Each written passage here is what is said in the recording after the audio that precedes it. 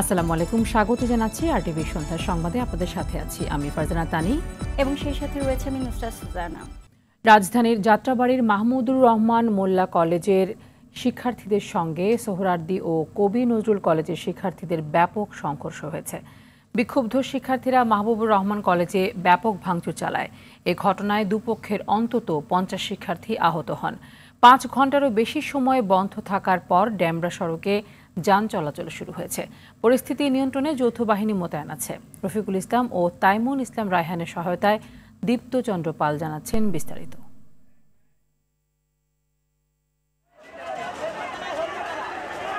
National medical college হাসপাতাল ও সোহরাওয়ার্দী কলেজে রোববারের হামলার প্রতিবাদে বিক্ষুব্ধ শিক্ষার্থীরা মাহবুবুর রহমান মোল্লা কলেজের অভিমুখে গেলে দুপক্ষের সংঘর্ষ বাধে। নজরুল ইসলাম কলেজের শিক্ষার্থীরাও তাদের সাথে যোগ দেয়। বিক্ষুব্ধ শিক্ষার্থীরা ডেমরার ডক্টর মাহবুবুর রহমান কলেজে ব্যাপক হামলা ও ভাঙচুর চালায়। 3 কলেজের শিক্ষার্থীদের সংঘর্ষে পুরো এলাকা রণক্ষেত্রে রূপ নেয়। প্রায় 4 ঘন্টা ধরে দফায় দফায় সংঘর্ষে ইটপাটকেল নিক্ষেপ চলতে থাকে। অনেককে রাস্তায় ফেলে লাঠি দিয়ে বেধড়ক পেটাতে দেখা যায়। সংঘর্ষে দুপক্ষের অন্তত 50 জন আহত হন। বেশ কয়েকজনকে হাসপাতালে ভর্তি করতে হয়। কলেজটির পুরো ভবন ব্যাপক ভাঙচুর করা হয়। ল্যাপটপ ও মূল্যবান আসবাবপত্র লুট করা হয় বলে অভিযোগ করেন শিক্ষার্থীরা।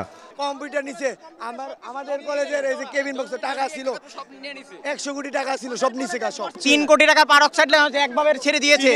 3 কোটি টাকা চীন থেকে পারক্সাইড নিয়ে আসছে। ধাওয়া পাল্টা ধাওয়া ও ভাঙচুরের ঘটনায় পুরো এলাকায় আতঙ্ক ছড়িয়ে পড়ে। শিক্ষার্থীদের অভিযোগ, এ সময় পুলিশ নীরবে দাঁড়িয়েছিল। কেউ কোনো পদক্ষেপ নেয়নি। আমাদের এলাকাবাসীও সবাই দেখতেছিল, কিছু করার নেই, কারণ ওদের হাতে অনেক ধরনের অস্ত্র অনেক কিছুই ছিল যা আমরা কিছু করতে পারিনি।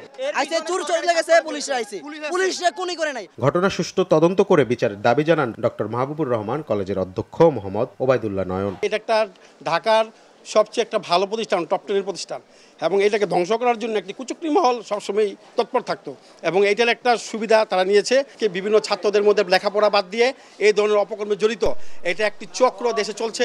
ওয়ারি জোনের ডিসির দাবি, পরিস্থিতি সামাল দিতে তারা সাধ্যমতো চেষ্টা করেছেন। আমরা সর্বশক্তি নিয়োগ করে চেষ্টা করেছি, কিন্তু সেখানে আমরা ব্যর্থ হয়েছি। আমাদের একটা সীমাবদ্ধতা আছে। আপনারা জানেন যে 5ই আগস্ট বা পূর্বের ঘটনাবলিতে আমাদের অনেক কিছু আমরা হারিয়েছি। আমাদের এখন থানায় leg guard, bulletproof jacket, helmet এগুলো নাই, পর্যাপ্ত সাপোর্ট নাই। বিকেলের দিকে সেনাবাহিনী ও পুলিশ সদস্যরা পরিস্থিতি নিয়ন্ত্রণে নেন।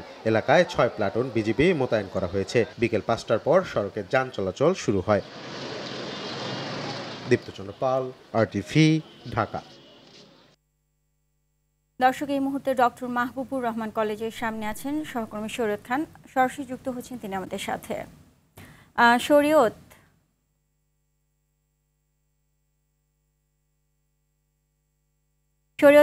এই মুহূর্তে ঘটনাস্থলের কি অবস্থা দেখছেন এবং যান চলাচল স্বাভাবিক হয়েছে কিনা, আর শিক্ষার্থীরা ক্যাম্পাস ছেড়েছেন কিনা আমাদেরকে বিস্তারিত জানাবেন। সুজানা, বিকাল থেকেই কিন্তু এই এলাকার পরিস্থিতি অনেকটাই স্বাভাবিক, এবং সামনের যে রাস্তা, সেই রাস্তার যান চলাচলও অনেকটা স্বাভাবিক। তো আমরা দেখতে পেরেছি যে বিকেল থেকে এখানে শুধুমাত্র সেনাবাহিনী সদস্যরা রয়েছেন, এছাড়া আশেপাশে কিছু সংখ্যক পুলিশ রয়েছেন, আর বিজিবি যাদের মোতায়েন করা হয়েছিল তাদেরকেও সরিয়ে নেওয়া হয়েছে। তো আর এখানে আমরা এসে দেখতে পেয়েছি যে ছাত্ররা এখানে যারা এসেছিল সবাইকে সরিয়ে দেওয়া হয়েছে, এবং এই আশেপাশে কাউকেই থাকতে দেওয়া হচ্ছে না। আর এখানে আপনি দেখতে পাচ্ছেন যে পুরো কলেজের কিন্তু এখন এই মুহূর্তে বন্ধ রয়েছে। কেউ সেখানে পুরো ধ্বংসস্তূপের মতো দেখা যাচ্ছে পুরোটার মধ্যে যেই আজকে যে হামলা চালানো হয়েছে। তো এই মুহূর্তে কিন্তু এখানকার পরিস্থিতি অনেকটাই স্বাভাবিক। সেনাবাহিনী তারা সদস্য রয়েছেন, তারা সবাইকে যারাই আসতে যাচ্ছেন তাদেরকে সরিয়ে দিচ্ছেন। তো আমরা এখানে অনেক ছাত্ররাই এসেছিলেন, তারা আমাদের সাথে কথা বলেছেন। তারা কিন্তু বলেছেন যে এখানে আসলে তারা আর কোনো কর্মসূচি দিবেন না, যেটা হয়েছে এটা অনাকাঙ্ক্ষিত, এবং তারা আর কোনো মারামারি চাচ্ছেন না, এবং তবে শুধুমাত্র তারা চেয়েছেন ন্যাশনাল হাসপাতাল, যেই হাসপাতালে তাদের একজন শিক্ষার্থী চিকিৎসাধীন অবস্থায় মারা গিয়েছেন, তারা সেই চিকিৎসা অবহেলার জন্য সেই হাসপাতালের বিরুদ্ধে একটি তাদের অভিযোগ আছে এবং তাদের বিরুদ্ধে তারা দাবি করেছেন যে সেই হাসপাতালের জন্য যেন কোনো পদক্ষেপ নেওয়া হয়। তো আপনি দেখতে পাচ্ছেন যে এখানে আসলে সেনাবাহিনীর আরও সদস্যরা এসেছেন। তো এখন এই মুহূর্তে কিন্তু আমরা দেখতে পেরেছি সব কিছুই আসলে স্বাভাবিক। আর এটিও জানতে পেরেছেন যে তাদের এবং সব কলেজের যারা এই পুরো মারামারির ঘটনায় গতকাল থেকে আজ পর্যন্ত জড়িত, তো সেই ঘটনায় কিন্তু প্রায় ৮,০০০ শিক্ষার্থীর বিরুদ্ধে একটি মামলা দায়ের করা হয়েছে। এছাড়া এখানকার কর্তৃপক্ষ বলেছে যে আসলে এখানে টাকা লুট করা হয়েছে এবং এখানকার আসবাবপত্র জিনিসপত্র লুট করা হয়েছে। তো আসলে এই মুহূর্তে এখানে সব কিছুই স্বাভাবিক রয়েছে। তো এখন যে বিষয়টি সেটি কিন্তু পুরোপুরি আইন শৃঙ্খলা বাহিনী আসলে তারা দেখছেন। তো এই ছিল এখানকার সর্বশেষ পরিস্থিতি। সুজানা, অসংখ্য ধন্যবাদ সুরত আপনাকে। ক্যাম্পাসে ছাত্র রাজনীতি করতে বাধা দেয় রাতভর সংঘর্ষের ঘটনা ঘটেছে বলে অভিযোগ করেছেন বাংলাদেশ টেক্সটাইল বিশ্ববিদ্যালয়ের শিক্ষার্থীরা। তারা বলেন, পলিটেকনিক ইনস্টিটিউটের জাতীয়তাবাদী ছাত্রদলের শিক্ষার্থীরা বুটেক্সের আজিজ হলের সামনে জোরপূর্বক অনুষ্ঠান করতে চায়। এতে বুটেক্সের শিক্ষার্থীরা বাধা দিলে রবিবার রাতে এমন সংঘর্ষের সূত্রপাত হয়। এ ঘটনায় এখনও থমথমে পরিস্থিতি বিরাজ করছে। পরিস্থিতি নিয়ন্ত্রণে আইনশৃঙ্খলা বাহিনীর গাফিলতি ছিল বলেও অভিযোগ করেন শিক্ষার্থীরা। তারা আরও বলছেন, এটার সুষ্ঠু বিচার না হওয়া পর্যন্ত তারা ক্লাস বর্জন করবেন।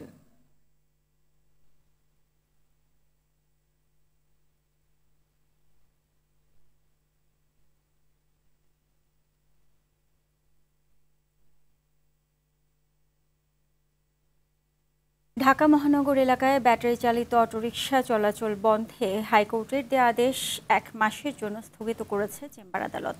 রাষ্ট্রপক্ষের আপিলের পর এমন সিদ্ধান্ত দেয় আদালত। এর আগে সকাল থেকে আগারগাঁও এলাকায় সড়ক অবরোধ করে চালকরা। এ সময় চরম ভোগান্তিতে পড়ে যাত্রীরা। এ ব্যাপারে আরও জানাচ্ছেন খান আলমিন। গত 19 নভেম্বর ঢাকা মহানগর এলাকায় 3 দিনের মধ্যে ব্যাটারি চালিত অটোরিকশা চলাচল বন্ধের নির্দেশ দেন হাইকোর্ট। ওই দিন বিচারপতি ফাতেমা নাজিব ও বিচারপতি মোহাম্মদ মাহমুদুর রাজির হাইকোর্ট বেঞ্চ এ আদেশ দেন। এরপর থেকে রাজধানী জুড়ে শুরু হয়ে ব্যাটারি চালিত রিকশা চালকদের সড়ক অবরোধ করে আন্দোলন। তাদের আন্দোলনের ফলে সরকারের পক্ষ থেকে এটি বাতিল করার সিদ্ধান্ত হয়। এনে সোমবার সকালে হাইকোর্টের রায়ের বিরুদ্ধে চেম্বার আদালতে আপিল করেন রাষ্ট্রপক্ষ।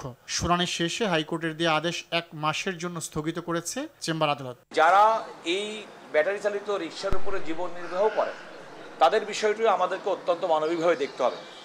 তবে যেহেতু সর্বোচ্চ আদালতের একটি বিষয়, একটা আইনি কাঠামোর মধ্যে না এনে যেন কোনো রকম কোনো সিদ্ধান্ত গ্রহণ করা না হয়। এর আগে ব্যাটারি চালিত অটোরিকশা চালক ও সংশ্লিষ্টদের দাবি নিয়ে ডিএমপি সদর দপ্তরে অটোরিকশা, অটোভ্যান ও ইজিভ্যাক চালক ও ইউনিয়নের নেতাদের সঙ্গে বৈঠক করেন ডিএমপি কমিশনার। এ সময় তিনি তাদের অটোরিকশা চলাচলের ব্যাপারে আশ্বস্ত করেন। আপনারা সবাই মিটিং করেন, মিটিং করে কমিটি বানান, কেন্দ্রের কমিটি থেকে লোকাল কমিটিকে গাইড করেন।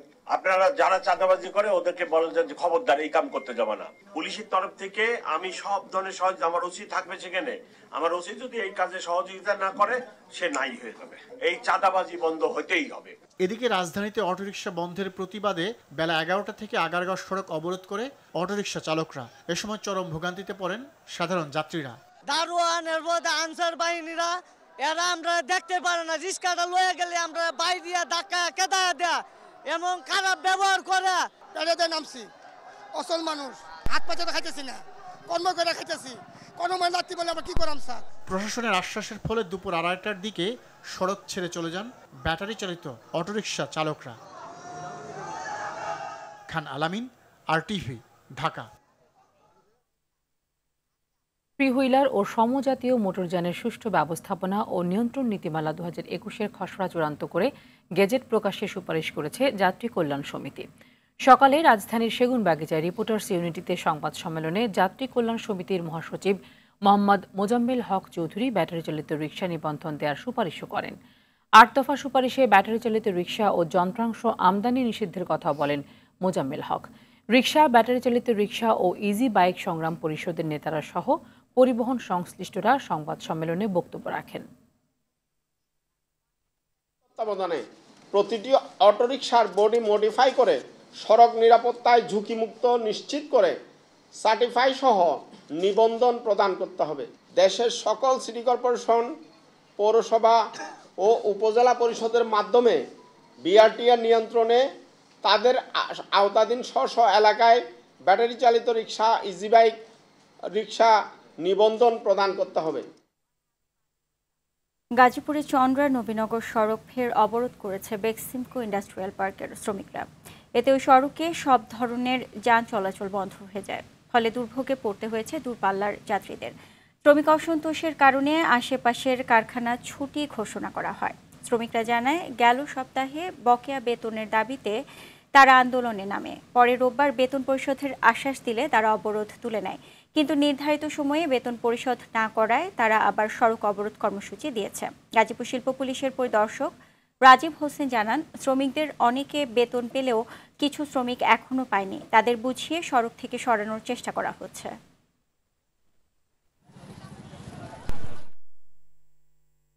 আগামী মার্চ মাসের মধ্যে শ্রম আইন সংশোধন করা হবে বলে জানিয়েছেন শ্রম ও কর্মসংস্থান সচিব AHM শফিকুজ্জামান। সকালে সচিবালয়ে যুক্তরাষ্ট্রের আন্ডার সেক্রেটারি কেলি এমফা রদ্রিগেজের নেতৃত্বে আসা প্রতিনিধি দলের সঙ্গে বৈঠক শেষে কথা জানিয়েছেন তিনি। বৈঠকে শ্রম আইন যুগোপযোগী, শ্রমিকের ইউনিয়ন করার সুযোগ, ন্যূনতম মজুরি নিশ্চিত, শ্রমিকের মানবাধিকার নিশ্চিত এবং যথাযথ কর্মপরিবেশ সহ 11 দফা বাস্তবায়ন করার তাগিদ দিয়েছে যুক্তরাষ্ট্রের প্রতিনিধি দল। শ্রমিকদের নামে যে মামলা হয়েছে তা স্বাধীনভাবে তদন্ত করার কথা বলেন তারা। এসব বিষয়ে সরকার নীতিগতভাবে একমত বলে জানান শ্রম সচিব। যুক্তরাষ্ট্রের দাবি মেনে নিলে দেশটির বাজারে তৈরি পোশাক সহ বাংলাদেশি পণ্যের রফতানি বাড়বে বলে জানান শ্রম সচিব AHM শফিকুজ্জামান। এই মুহূর্তে কোনো শ্রমিক অসন্তোষ নেই বলেও জানিয়েছেন তিনি।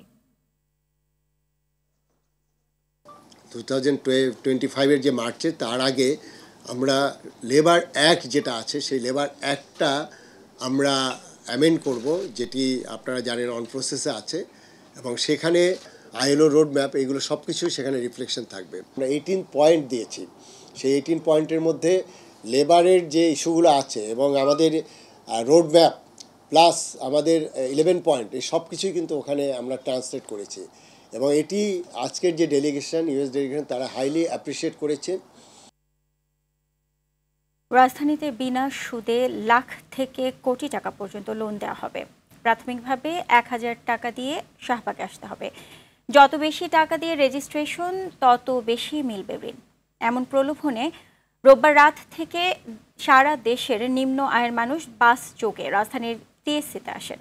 দেশ থেকে পাচার হওয়া বিপুল অর্থ ফেরত নিয়ে এসে সেই টাকা তাদের দেয়া হবে বলে প্রচার করা হয়।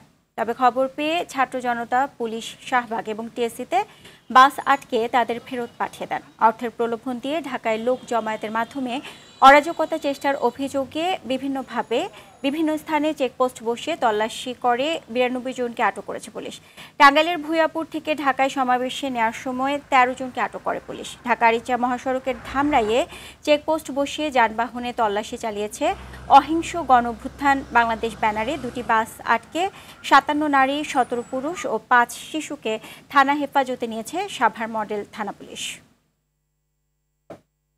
বর্তমানে পরিবেশ মোটামুটি স্বাভাবিক আছে এবং তাদেরকে প্রশাসন এবং ছাত্র জনতা এখানে বুঝিয়ে তাদেরকে বাসগুলো ফেরত পাঠানো হয়েছে। মেন যে লিডার ওনাদের খোঁজ পাইছে, এখন বাকিটা যাদেরকে নেওয়া হয়েছে তাদেরকে তদন্ত করে যারা নির্দোষ তাদেরকে খালাস করা হবে।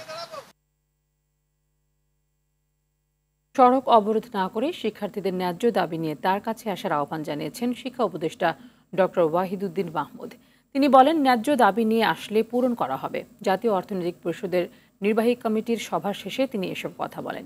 অন্তর্বর্তী সরকারের প্রধান উপদেষ্টা এবং একনেক চেয়ারপারসন ডক্টর মোহাম্মদ ইউনূসের সভাপতিত্বে পরিকল্পনা কমিশনের একনেক সভায় প্রায় 5,915 কোটি 99 টাকা প্রকল্প অনুমোদন দেওয়া হয়। 5টি প্রকল্প বাস্তবায়নে সরকারি অর্থায়নে 1095 কোটি 94 লাখ টাকা, বৈদেশিক অর্থায়নে 4,787 কোটি 50 লাখ টাকা এবং সংস্থার নিজস্ব অর্থায়নে 32 কোটি 55 লাখ টাকা ব্যয় করা হবে। সংস্কার নিয়ে অন্তর্বর্তী সরকারের সাথে বিএনপির বিরোধ নেই, এটি চলমান প্রক্রিয়া। জনগণের দুঃখ দুর্দশা ঘুচাতে না পারলে সংস্কার টেকসই হবে না। এমন মন্তব্য করছেন বিএনপির ভারপ্রাপ্ত চেয়ারম্যান তারেক রহমান। বলেন, ঐক্য বিনষ্ট করতে বিতাড়িত স্বৈরাচার ও তাদের দোসররা নানামুখী ষড়যন্ত্রে লিপ্ত। বিতাড়িত অপশক্তি আর বাংলাদেশের রাজনীতিতে ফিরতে পারবে না বলে হুঁশিয়ারি দেন তারেক রহমান। জাতীয় প্রেস ক্লাবে ঢাকা সাংবাদিক ইউনিয়নের বার্ষিক সাধারণ সভার বক্তব্যে তিনি এসব কথা বলেন। সাংবাদিক বন্ধুগণ, জাতীয় প্রেস ক্লাবে ঢাকা সাংবাদিক ইউনিয়নের বার্ষিক সাধারণ সভায় প্রধান অতিথির বক্তব্য রাখেন বিএনপির ভারপ্রাপ্ত চেয়ারম্যান তারেক রহমান। বলেন, আওয়ামী লীগ ও স্বাধীনতা একসাথে যায় না।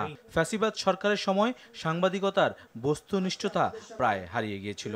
আমরা দেখেছি গণমাধ্যমের প্রতিটি শাখায় অধিকাংশ ক্ষেত্রেই বস্তুনিষ্ঠতা প্রায় হারিয়ে গিয়েছিল। তবে গণতন্ত্রের পক্ষের সকল শক্তি এবং সাংবাদিক সমাজকে সতর্ক থাকা দরকার। আমাদের গণতন্ত্র প্রতিষ্ঠার যে চলমান যাত্রা বাধাগ্রস্ত করতে কিন্তু এরই ভিতরে নানা রকম ষড়যন্ত্র শুরু হয়েছে।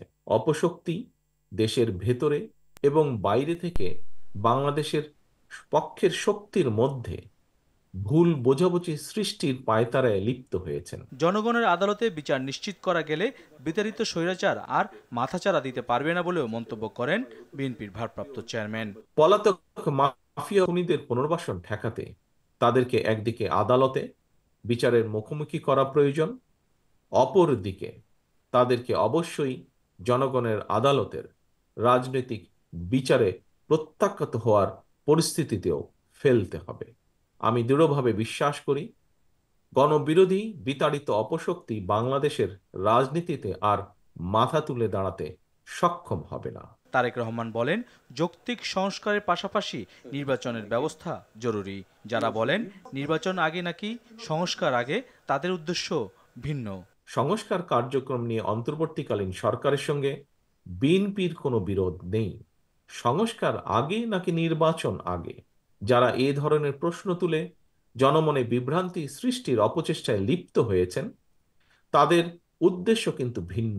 সংস্কার কার্যক্রমকে কার্যকর করতে চাইলে সবার আগে জনগণের নিত্য দিনের দুর্দশা লাঘবের ব্যবস্থা করা দরকার। শহীদদের আকাঙ্ক্ষার গণতান্ত্রিক ও মানবিক বৈষম্যহীন বাংলাদেশ গড়ার দায়িত্ব পালনে সবাইকে ঐক্যবদ্ধ থাকার আহ্বান জানান তারেক রহমান। পলাতক স্বৈরাচারের নির্দেশে শুধু জুলাই আগস্টে গণ অভ্যুত্থানে কমপক্ষে 2000 ছাত্র জনতাকে শহীদ করা হয়েছে। জাহিদ রহমান, RTV, 30,000 মানুষকে করা হয়েছে আহত। দেখছিলেন জাহিদ রহমানের রিপোর্ট। খালেদা জিয়াকে বাড়ি ছাড়া করতে গিয়ে এখন দেশ ছাড়া সাবেক প্রধানমন্ত্রী শেখ হাসিনা। শুধু ব্যক্তিগত আক্রোশের কারণেই সুপরিকল্পিতভাবে মইনুল রোডের বাড়ি থেকে সাবেক প্রধানমন্ত্রী খালেদা জিয়াকে বের করে দেওয়া হয়েছিল। স্বামী সন্তান নিয়ে 40 বছর ধরে বসবাস করা বাড়ি থেকে অজানার উদ্দেশ্যে বের হয়ে সেদিন গুলশান কার্যালয়ে অঝরে কেঁদেছিলেন খালেদা জিয়া। শেখ হাসিনা অবশ্য স্বীকারও করেছিলেন খালেদা জিয়াকে ক্যান্টনমেন্ট থেকে বের করে দেওয়ার কথা। ঠিক কি ঘটেছিল সেদিন ফিরে দেখার চেষ্টা করেছেন মাইদুর রহমান রুবেল। সরকার কার কাছে আমি বিচার চাইব? সাবেক রাষ্ট্রপতি কিংবা সাবেক সেনা প্রধানের সহধর্মিনী নয়, বাংলাদেশের 3 বারের প্রধানমন্ত্রী তৎকালীন বিরোধী দলীয় নেত্রী খালেদা জিয়া। কি এমন ঘটেছিল যে এক কাপড়ে নিজ গৃহ থেকে অপমান অপদস্থ করে বের করে দেওয়া হয় তাকে? লজ্জায় অপমানে সংবাদ সম্মেলনে কান্নায় ভেঙে পড়েছিলেন খালেদা জিয়া। অথচ তারা মিথ্যা কথা বলছে যে আমি নিজের বাড়ি ছেড়ে বেরিয়ে এসেছি। এটা সম্পূর্ণ মিথ্যা কথা, বানোয়াট। তার এমন কান্নার পেছনের গল্প জানেন না তরুণ প্রজন্মের অনেকেই। এক যুগেরও বেশি সময় অর্থাৎ 14 বছর পার হলেও সেদিন কি ঘটেছিল তা অজানা জাতির কাছে। 13 নভেম্বর 2010 3 বারের প্রধানমন্ত্রী বেগম খালেদা জিয়াকে তার স্মৃতি বিজড়িত বাড়ি থেকে কিভাবে বের করে দেওয়া হয় তার কিছু ভিডিও পাওয়া যায়। আপনারা তো সব জিনিস ইলিগাল করছেন, কোনো আমার ভ্যালিড ডকুমেন্ট কোনোদিনই ইলিগাল হতে পারে না। গোপনে ধারণ করা একটি ভিডিওতে দেখা যায় বাসার সোফায় বসে আছেন খালেদা জিয়া। তাকে বের হয়ে আসতে বলছেন উচ্ছেদে নেতৃত্ব দেয়া কর্মকর্তারা। আচ্ছা যাই হোক ম্যাডাম, এখন আপনাকে আপনাদের সাথে একটু আসতে হবে, সহযোগিতা করতে হবে। না আমি এখন বের হব। আপনি কখন বের হবেন? খালেদা জিয়া সুপ্রিম কোর্টের আপিল শুনানি অবধি অপেক্ষা করতে বললেও সে কথা কানেই তোলেননি উচ্ছেদকারীরা। তারা 29 তারিখ ডেট দিয়েছে শুনানির জন্য। শুনানির জন্য শুনানি পর্যন্ত তো আপনাদের অপেক্ষা করতেই হবে। তারা জবরদস্তি ধাক্কা মেরে আমাকে বাড়ি থেকে বের করেছে। সংবাদ সম্মেলনে খালেদা জিয়া জোর করে তুলে নিয়ে আসার যে অভিযোগ করেছিলেন, গোপনে ধারণ করা ভিডিওতে মিলল তার সত্যতা। দরজা খুলতে অস্বীকৃতি জানালে বাসার দরজা ভাঙার শব্দ পাওয়া যায় সেই ভিডিওতে। পরবর্তীতে গণমাধ্যমের যখন খালেদা জিয়ার বাসায় যাওয়ার অনুমতি মেলে, তখন দেখা যায় শোবার ঘরের দরজার তালা লাগানোর জায়গাটি ভাঙা, বাড়ির মূল ফটকের সিটকিনিও ভাঙা। তবে সে বিষয়ে কোনো বক্তব্য পাওয়া যায়নি তৎকালীন দায়িত্বপ্রাপ্তদের। যদিও সংবাদ সম্মেলন করে তৎকালীন আইএসপিআর কর্মকর্তা খালেদা জিয়াকে বের করে দেওয়ার কথা অস্বীকার করে উল্টো তার উপরই দোষ চাপিয়েছিলেন। টেনে হিচড়ে বাড়ি থেকে বের করে দেয়া, দরজার তালা ভাঙা, এক কাপড়ে চলতে যেতে বাধ্য করা, নিকটাত্মীয়ের সাথে অসদাচরণ নিতান্তই অসত্য, বানোয়াট ও উদ্দেশ্য প্রণোদিত। তৎকালীন প্রধানমন্ত্রী শেখ হাসিনা যে পরিকল্পিতভাবে খালেদা জিয়াকে উচ্ছেদ করেছিল, পতনের আগের বছর লন্ডনে এক অনুষ্ঠানে তা স্বীকার করেন দাম্ভিকতার সাথেই। সেদিন প্রতিজ্ঞা করেছিলাম যে ওই ক্যান্টনমেন্টে বসবাস করতে হবে না, যেদিন সময় পাবো বের করে দেবো। সেদিন খালেদা জিয়ার কান্নায় চোখের জল এসেছিল উপস্থিত নেতাকর্মী সহ দেশের অগণিত মানুষের। এর 14 বছর পর শেখ হাসিনার পরিণতি সবারই জানা। 14 বছর আগে ক্যান্টনমেন্টের শহীদ মইনুল রোডের বাসা থেকে সাবেক প্রধানমন্ত্রী খালেদা জিয়াকে বের করে দিয়েছিলেন তৎকালীন প্রধানমন্ত্রী শেখ হাসিনা। গণভবনে বসে খালেদা জিয়ার সেই কান্নার ভিডিও হয়তো দেখে তিনি উপভোগ করছিলেন। কিন্তু 14 বছর পর ছাত্র জনতার অভ্যুত্থানের মুখে শুধু গণভবনই নয়, দেশ ছেড়ে পালিয়ে যেতে হয়েছে শেখ হাসিনাকে। কিন্তু তার পাশে দাঁড়ানোর তখন আর কেউ ছিল না। মাইদুর রহমান রুবেল, RTV, ঢাকা।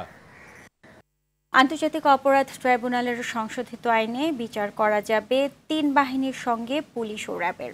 একই সঙ্গে কেউ বিদেশে অপরাধ করলেও তাকে আনা যাবে ট্রাইব্যুনালের বিচারের আওতায়। তবে ট্রাইব্যুনালে রাজনৈতিক দলের বিচারের বিধান রাখা হয়নি বলে জানিয়েছেন প্রসিকিউটর গাজী MH তামিম। অধরা ইয়াসমিনের রিপোর্টে দেখুন এর বিস্তারিত।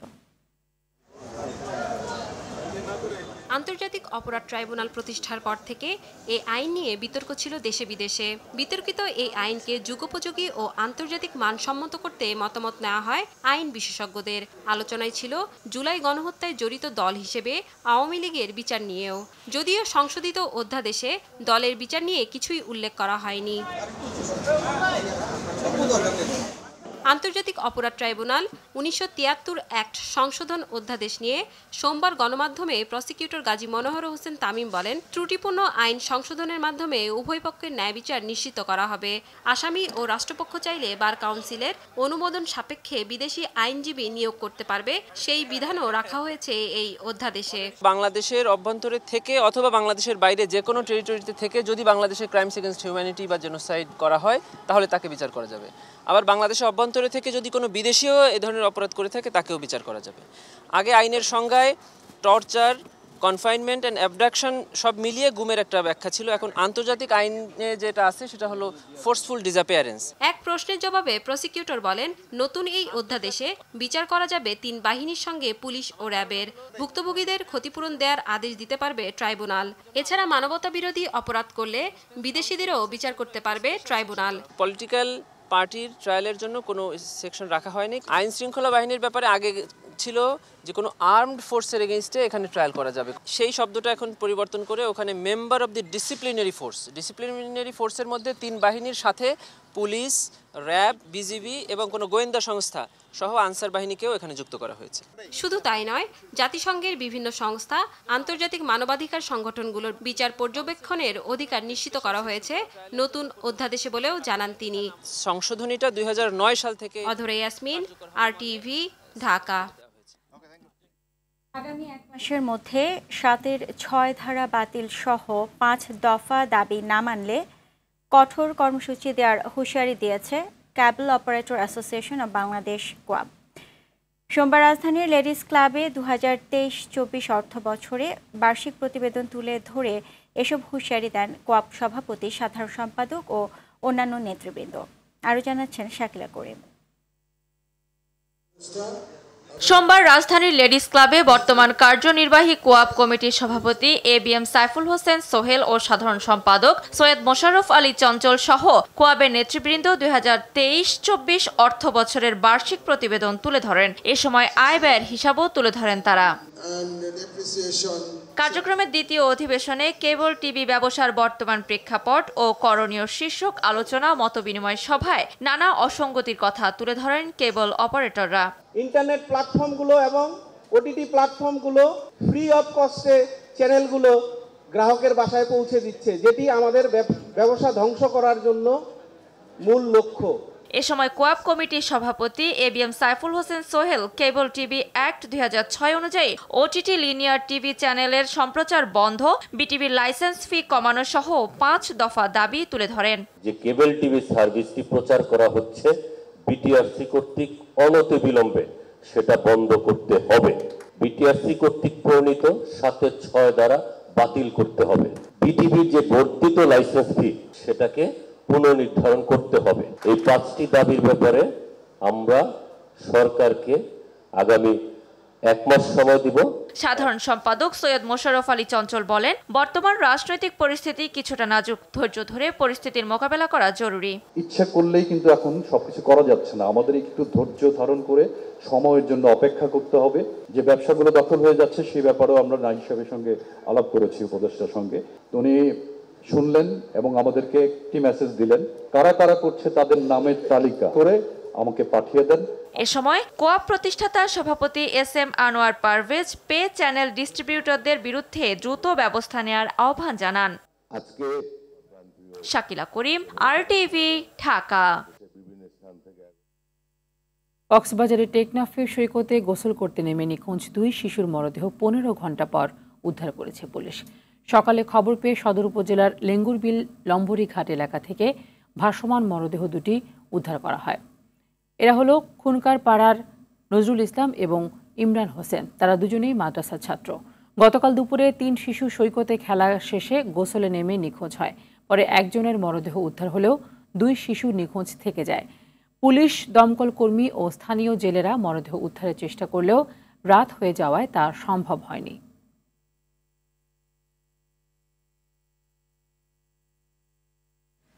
মেগাস্টার শাকিব খানের authentic colour cosmetics skin care home care উৎপাদনকারী প্রতিষ্ঠান রিমার্ক হারল্যান্ডের সাথে চুক্তিবদ্ধ হলেন জনপ্রিয় সঙ্গীত শিল্পী অভিনেতা তাহসান খান।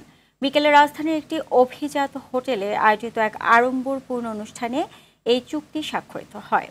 নিজ প্রতিষ্ঠানের পক্ষে তাহসানের সাথে চুক্তি সই করেন রিমার্ক হারল্যান্ডের ডিরেক্টর শাকিব খান। অনুষ্ঠানে আরও উপস্থিত ছিলেন হারল্যান্ড জোনের ডেপুটি ম্যানেজিং ডিরেক্টর সহ রিমার্ক হারল্যান্ডের অন্যতম ঊর্ধ্বতন কর্মকর্তাবৃন্দ।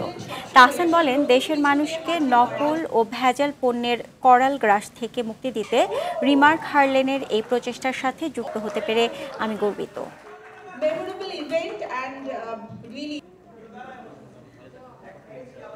আমার বিশ্বাস, আমি রিমার্কের কাছ থেকে যে প্রমিস পেয়েছি, আগামী 1 বছরে you will get to see বাংলাদেশের মিউজিককে আমরা আরও অনেক উপরের উচ্চতায় নিয়ে যাব। Thank you Shakib Khan, the mega star with a vision.